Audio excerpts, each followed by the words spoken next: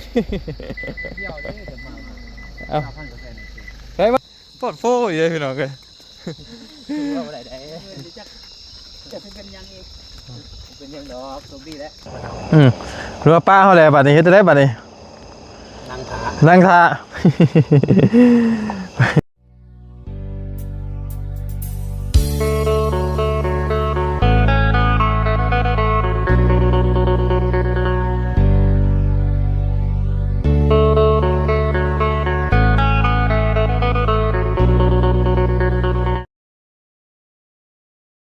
เอามียังเราเอาปีได้เบ็ดแขกแม่ผมชมนะเรียบร้อยครับ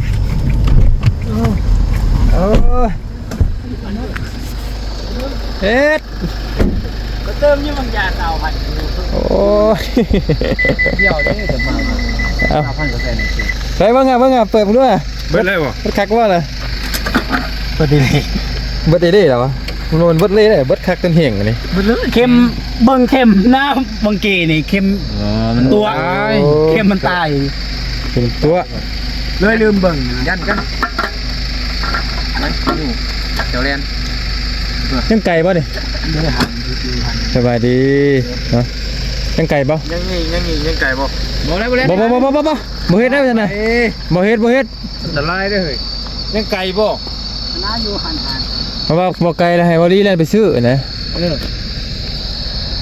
มึงรถแล้วโดยเดี๋ยวนี้เล่นไปซื้ออยู่ห้านเขาเดียว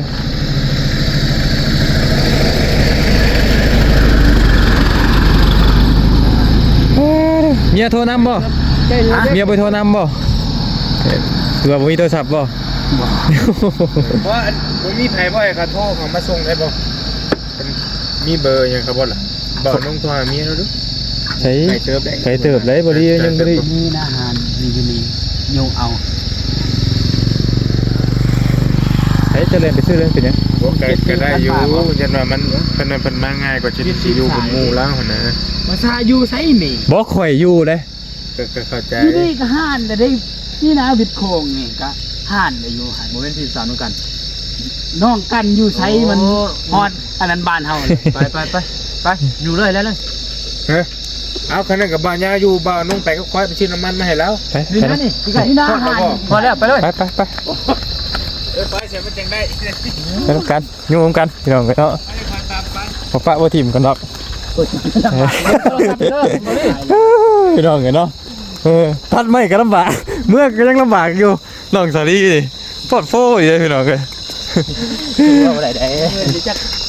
จะเป็นยังอีกเป็นยังดอกสมดีแล้วเป็นยังล็อกพี่น้องกันเนาะต้องมีอุปสรรคก่อนต้องมีอุปสรรคทุกอย่างบ่หยอกไปซื้อพี่น้องกันเนาะงานท่าทายพี่น้องใจบ่มักบ่ฮักเฮ็ดบ่ได้อีดีได้พี่น้องเอ้ยคือซ้อนคือตั้งกี่ได้โอ้น้องกันนี่กันใครนี่อาหารนี่ยังปนุ่งย่านผีประสาบ่ย่านปดเต่าก็พูดยังคุณลุงน้องกันย่านยังเพิ่นไปด้านแห้งเลยบ้านเฮาเลยเว้นว่าเลยพี่น้องเอ้ยอัดคลิปซี่แห้งอยากกันบึ้มมาในคล้องนี่นะให้พี่น้อง FC เบิ่งนี่พี่คักเลยฮะลุยเป็นลุยอย่างเห็นไหมมันเท่น่านี่เข้มแล้วแนมเบิ่งเข้มยังไปมาบ่ได้เปิดเบิ่งบ่ได้เปิดเบิ่งเลยยังติดเป็นยักษ์ยังอยู่ดอกยังบ่ได้อยู่ได้บ่นุ่งกินเพลอยู่นี่บ่ยังบ่เลิกปานใดฮะมีเพลกินบ่นี่แหละคักเลยมีเพลกินนะว่าอุตส่าห์ร่วมกันบ่คักแท้โมเมนต์นะเป็นทางแม่เด้งบ่ข่อยย่างกลางทางเลยนี่ได้หันขาเรื่องเนาะจักนี่เราเลย จำได้เนาะ ดีได้กดมาเลยแม่นบ่ระดับกลางทาง รับตามภูเขาภูคิวเนาะดีกับบรับหมองมัน มองยังภาษาจะบ่ได้บ่ มันโค้งเนาะ เมนมองนั่นว่าจะไปนะอันนั้นเจ้าเดบิวต์นะเห็นบ่เห็นบ่ตัวเจ้าเดบิวต์เนี่ยมันเมนบ่ เมียนเลย โอ้มีเพลงอีกวันนี้พี่น้องเลย ผ่านที่จะนั่งกินแล้วกินนี่กินอะไรกันอยู่มาเลย ว้า ก็บอกใกล้นะ กระเทินน่ะจับใช้ท้ายรถไปเป็นยังเฮ้ยเข้ามานั่นกันเลย เคยถ่ายรูปแล้วกันเหรอเขาปิดยัง โอ้ยเพลงบัตรนี่พี่น้องเลยพี่น้องกันเนาะไก่เติบอยู่ได้นี่ ใกล้แล้ว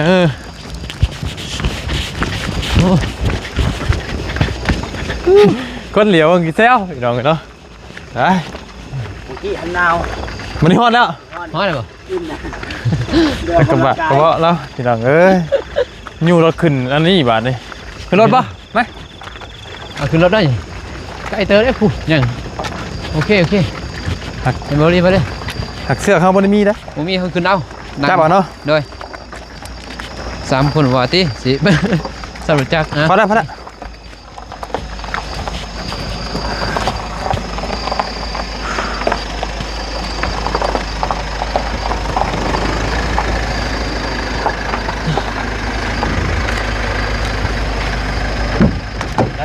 โมมี ฮะ หมดแล้ว หมดแล้ว อันนั้นบ้านเราอยู่ใช่ไหม เดินมาเจ็บผมแล้วเอาขึ้นได้ป่ะ เป็นไก่ป่ะ ใกล้แล้ว นะพี่น้องกันเนาะ ต้องเอาก้อนลงค่อยก่อนว่าค่อยเป็นก้อน ไปกับไป ไปคือว่ามันอยู่ข่อยขึ้นง่ายมันจะบ่สูงฮึบ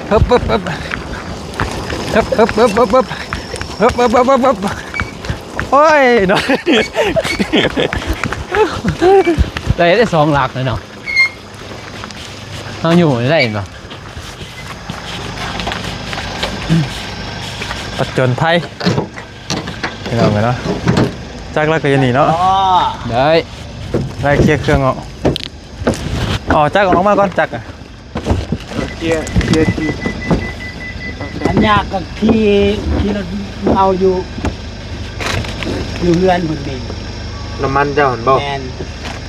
ใกล้เติบได้กลับไปกันมา ไก่อีสังอัน เท่าเดียว ทอดปานนะ เป็นบาดเจ็บเด้ โควิดเลยว่านุ่งโควิดเลย โควิดไก่ โควิดเดี๋ยวจะจับ บ่นะบ่นุ่งเฮ็ดพิษเดี๋ยวนี้เจ๊จริงเจ้าต้องเคลียร์นี่ออกมาพี่ อยู่ข้างนึงเบิ้ง เคี่ย เห็นอยู่ข้างเดียวนะ ออกมาก้อนจักหน่อย ทีรถจักรมันอยู่พี่นะ ไปขี้มือเอาน้ำมันนั่นลุง ขี่รถดีวะอยู่เพื่อนวะ เอาเราลงพกกระเทินติ แมน เราจักรอยู่บ่เฮือนเราน่ะ โอ้ไป นี่ ถ่ายอยู่เด้อ อยู่กับบ่ยาวเราอยู่กับบ่ยาวนี่เดี๋ยวคนนี้ไปครับ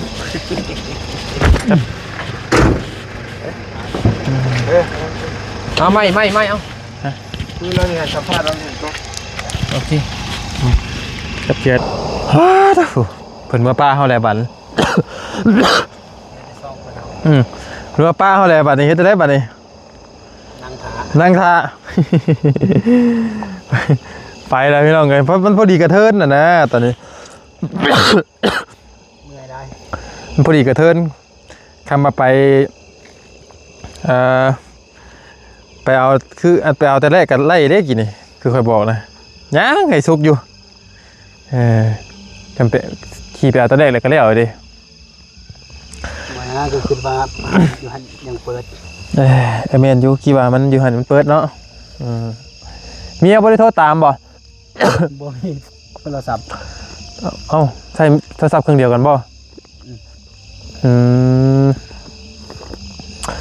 มืดหูมืดตาพี่น้องเนาะ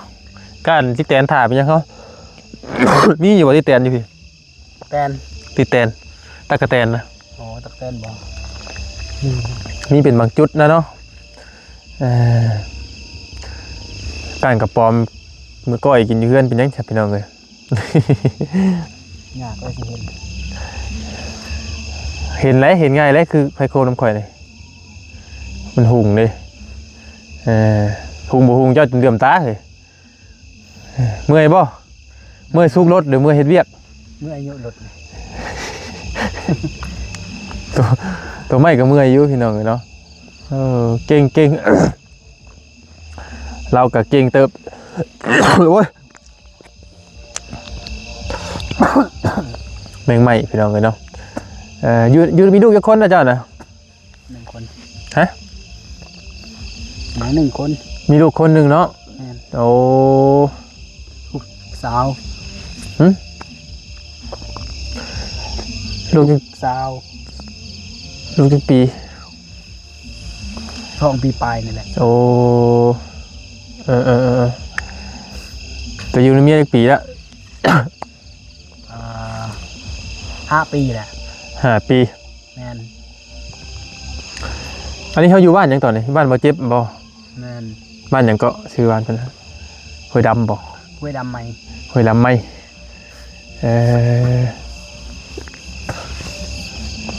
ที่นี่คือเห็นเจ้าพาไปมาโรงพยาบาลนะมาโรงพยาบาลที่นี่ ลานเจ็บ หลานบ่เจ็บ หาลานน้องเอง หลานเจ้าบ่ แม่น เอาเพิ่น เจ็บแห้งอะนะ เพิ่นเป็นยังไงนะ จังหวะเด้ไปทำ ผู้ชายบ่ ยิ่ง ผู้หญิงบ่กี่นี่ แม่น โอ้ นี่นะ2-3 เดือนซื่อ ไม่ยังน่ะทางจำเดือน ๆหน้าลานนะ มีเด็กน้อยมานำบ่กี่นี่น่ะ แม่น อุ้มเด็กน้อยมานำบ่กี่นี่น่ะ บ่แม่นลานนั่นเขา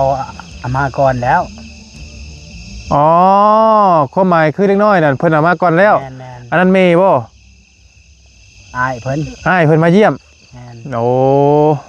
เพิ่นแต่หาใช้ได้2-3 เดือนเข้าโรงพยาบาล แม่น อ๋อ ไข่ ไข้ ช่วงนี้พี่น้องเอ้ยเนาะลูกข่อยก็แห้งไข้คือกันลูกบ่ยาวกะ แห้งมันนึงนี่ อ๋อ ต้นเพิ่นดี โอ้ยพี่น้องเอ้ยเนาะเมื่อเพิ่นไปเอาเมื่อน้ำมันพี่ใช้ เพื่อนเฮานี่ โอ้มีบ่น้ำมันเพิ่นเจ้า อันนี้ เจ้าขายเครื่องบ่ แม่น จ้าพี่น้องเอ้ยรอถ่าจักหน่อยแล้วพี่น้องเอ้ยเนาะเมื่อกี้ข่าวเหมือนกันเด้อเมื่อกี้ข่าวเหมือนกันคือมานุ่งบ่ได้ไกลกันบ่ พูด2-3 ลัก ไกลเติบพี่น้องบ่ไกลปานใดติ2อย่างลัก ไก่แล้ว พอไปพอมาอยู่เมื่อกี้กินข้าวน้ำกันก่อนจังหวะกัน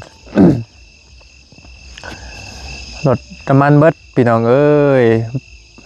รถไผนี่รถเจ้าเองบ่ แม่นซื้ออันนั้นวานนี่ หาสิซื้อบ้านนี้ แม่นซื้อวานนี่รถตัวนี้ โอ้ซื้อบ่ได้รถใหม่บ่ได้ใส่น้ำมันเลยบัดนี้ ใส่อยู่ เบิดกระหม่องบ่เพิ่น หักใส่แต่วานนี่ บ่ได้สามารถใส่เต็มถังใครอยู่เนาะยังดีนะมันเบิดตอน ตอนไฟแพงอีกเจ้าอ้าว หยุดอยู่ จ้า อยู่กลางคอยนี่แล้วนะ บืนก้าว่าจักโมงจ้ะสิเพิ่นซ่อมใบบ่อันจัก โอ้ยตอนเช้าแล้วรอสอนจัด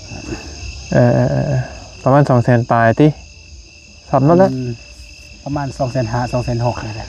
เคซ่อมรถ ก็เอาเงินนั่นแหละพี่น้องไปซ่อมกันเอาเงินผู้ใหญ่เพิ่นนั่นแหละซ่อมแล้วก็โอ้ยแต่เมียงใหม่เมียงอย่างเท่เลยนี่ป้าเจ้าตัดไม่เก่งเนาะเจ้าเนาะโอ้สายตัดเลยดิ โอ้โหแม่นเก่งดอกนั้นโอ้แม่นเก่งดอกนั้น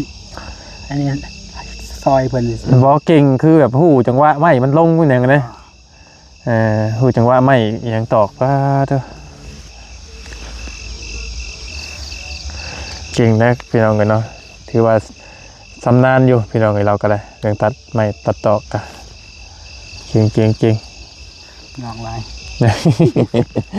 ย่องลายสุกรถมืออีกเลยดิ งอกลายเมื่อยอยู่รถ ย่องลายสุกรถมืออีกเล่นดิสุกรถทอนเทือนเลยนี่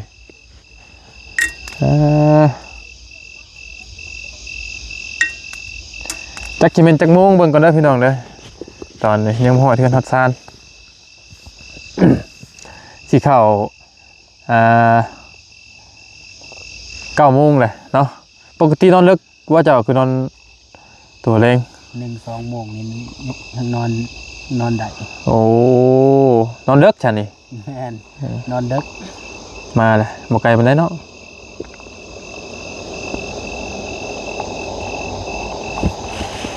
บอกไกลมันได้พี่น้องไงมาเลย เพราะว่าฮอดบ้านบาดเจ็บไปดิเนาะ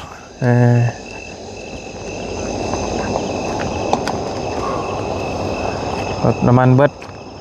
รถบ่มีน้ำมันพี่น้องเลย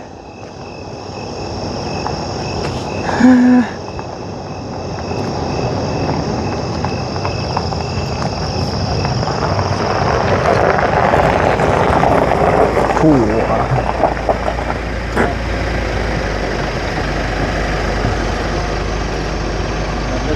วางรถเด้อ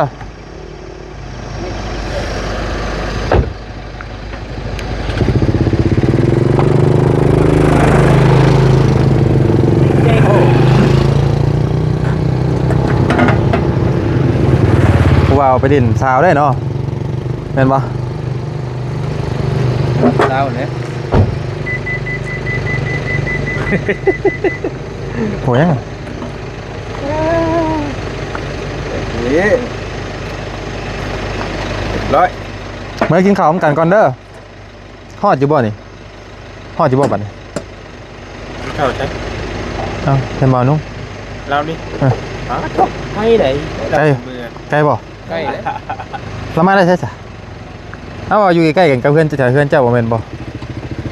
แกเล่นเจ้าแบบไหน แต่เพื่อนบ่นุ่งน่ะ เพื่อนตอนเจ็บ เราว่ามีไอ้พี่ ด้วยบ่ได้บ้านเพิ่นนั่นนี่บ้านเองนี่ เราเมียมาพี่บ่โอ้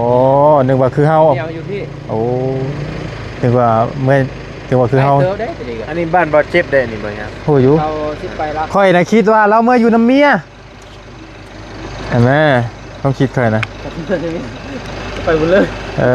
เราเมียมาอยู่ลาวบ่ ค่อยน่ะคิดว่าเราเอาเมื่อเราคิดว่าคือเฮานี่นะ ร่มบ่เริ่มเติมบ่ คิดว่าคือว่านุ่งนี่นะมาอยู่บ้านเมียสินะเอาแม่นเนาะ เราอยู่ที่แล้วเมียเราก็อยู่ห้านนี้ คือมียิงตามนะ แต่ทีนี้ ความพร้อมเนาะ ข่อยจะชวนเรามากินข้าวช่วยไปได้สักเฮ้ย เมื่อเลยบ่ ไป โอเคเนี่ยได้แล้วว่าเนาะบัดนี้กันเนาะ ได้ โอเคเอาสตาร์ทเบิ่งรถก่อน อันเหยียบมันก่อน ลงให้แล้วจะเอาลงให้แล้วกิน การเบิ่ง เดี๋ยวเพื่อนเจอกันเด้อโอ้ตั้งมักน้ำมันดีหลด ตาได้โอเค ขอกันไหม โอเคเด้อขอบใจหลาย ขอบใจบายเนาะไปลองกัน ๆ เนาะ ใช่เลยเด้บัดนี้ เนี่ยเราไม่ได้ให้ป่ะ บ่เป็นหยัง ให้กัน พาสปอร์ตจุไหนจุลง น้ำมันเฮียใช้รถดิทีนี้ เงินเติมเนี่ย น้ำมันยังไง ได้รักไปดมเมื่อมกัน อ๋อน้ำมันรถเฮีย เอาสิหานักชิดก่อน ไว้น้ำมันในวะดิ เราถือน้ำมันมาใน พูดเดือดดิ แล้วคอยออกรถเดี๋ยวเราไปทันจับเลย ไปเลยได้ บ่ไม่เฮียท่านี่บ่ ยืนที่นี่นะ นี่บ่ เอาคือเก่านะมันซึมได้บ่ บอกมันกันน้ำอยู่กันน้ำอยู่เอาไว้ข้างหลังพี่ พี่บ่ ทิมไว้หลังรถพี่ลองเบิ้ง พี่ก็มันซึมลงหันเลยเด้ เบิ้งไงพี่สุดเบิ้ง ให้บ่ยังนั่งพี่บ่ยังเราบ่เมาไปแล้ว ข้าวต่อน้องเราเมารถเด้ ได้ล่างได้อื่นเนาะ หานักชิดเอาอันนั้นไป ไปซะ มีกระดาษ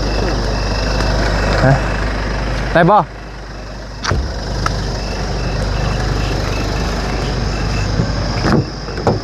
เปิดนี่ แล้วเอานี่อันนี้เท่ๆต้องซับๆจังหน่อยซับๆใส่กระดาษทิชชู่ มันโดดทำเป็นอย่างเนาะเว้ยเนาะ หน่อยหนึงบ่ได้นะ เห็นจะได้อะไรกัน เหี้ยซะ แม่คำเราอยู่อันหนึ่งเมื่อไรแล้ว มันหยวกเลย ไปอย่าหรอก อาจารย์เบิ่ง ได้ป่ะ เบิ่งกระเดียดเลย บอมมันกันได้อยู่ตัวนั้นฮะน้ำอยู่ เมนูเนาะเมาเลยพี่น้องเอ้ย เปิดกระจกมา จูดง จุดง จูในปออะจู เกือบแกงใส่เอาเลยต้องชนะอีก ได้ป่ะ อย่าเด้อมาดิ บอกก็จะเช็ดไม่น้ำรถบอกกันเนี่ย เอาไปเลย เสร็จแล้ว โอเค จะบริกรรมรถเลย พี่น้องคือวิตาเนียลแถมมือนี่ โดดที่ ตลก มีแต่เนียลพี่น้องกันเนาะมือนี่เนียลลายดี หักเนาะสุดยอด คนสินเด้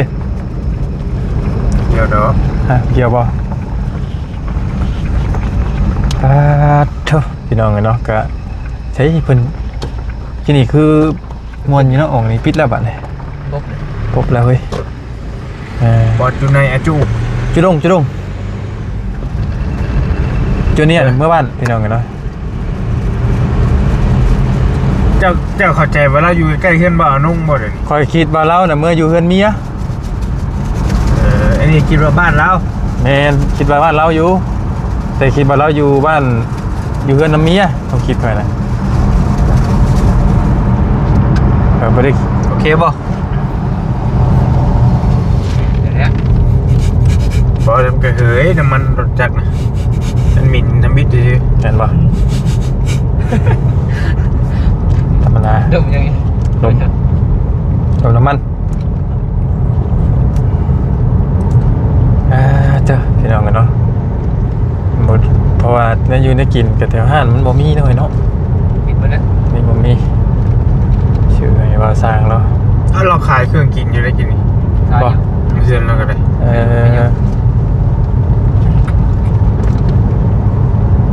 ขนาดมันบ่นี่เนี่ยยังไปเบิ่งห้างแล้วเลยใช่ปะแต่ว่ามันจักลงแล้ว